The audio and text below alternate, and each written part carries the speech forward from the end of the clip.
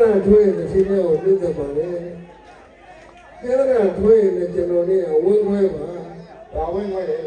စိတ်ဝင်းခွဲနေကြတာပါဘယ်လိုပြောဒီညမှာတော့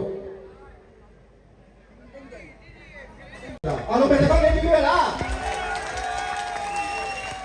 ကျွန်တော်ရဲ့အဒီကနေပြောဟုတ်ကဲ့ကျေးဇူးတင်ကားလေးကျေးဇူးတင်ပါတယ်တကယ်ကိုတရားတရားနဲ့ပြည့်စုံတဲ့